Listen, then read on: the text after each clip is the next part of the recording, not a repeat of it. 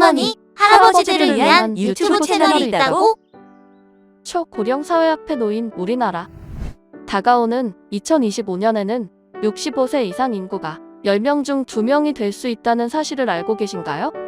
2022년 고령자 통계에서는 우리나라의 65세 이상 인구 비중이 2022년 17.5%에서 2070년 46.4%로 급증할 것으로 예상했습니다. 하지만 50대 이상 고령층의 디지털 정보화 수준은 69.1%로 다른 정보 취약계층 가운데서 가장 낮은 수준을 보이고 있습니다.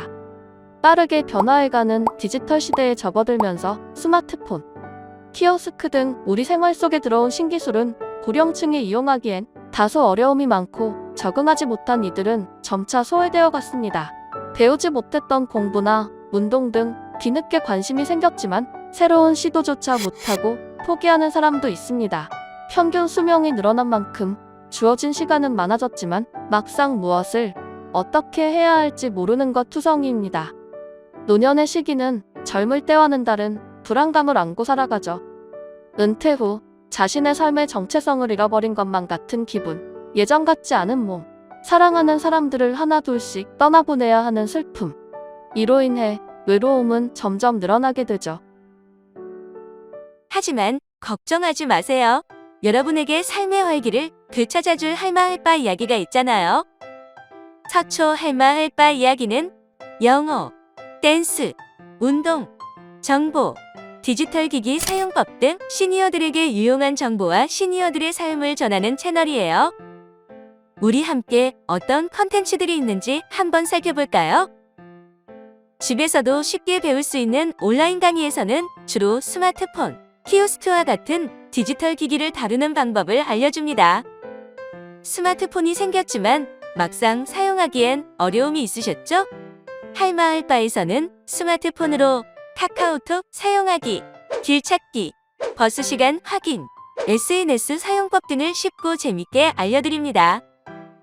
코로나 이후 무인 시스템을 사용하는 곳이 늘어나면서 낯선 기계에 대한 두려움이 있진 않으셨나요?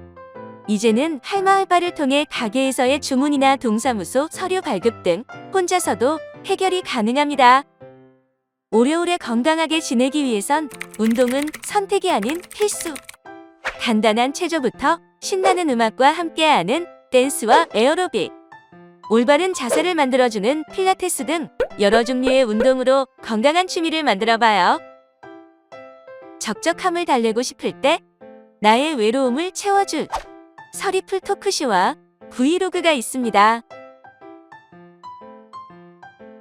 유튜브에 내가 나온다면 직접 영상 기획부터 촬영, 편집까지 콘텐츠 제작 활동을 하는 시니어 크리에이터에 도전해보세요. 이외에도 정보마당에는 외국어 강의, 요리교실, 여행지 추천, 내 몸 주치의, 피부 건강, 베이킹, 셀프 스타일링, 구강관리, 골프, 자산관리, 홈 가드닝, 은퇴 준비, 힐링 마사지 등 시니어 중심의 다양한 콘텐츠들이 준비되어 있으니 다 함께 즐겨봐요. 우리 할마할바와 함께 새로운 도전을 시작해봐요.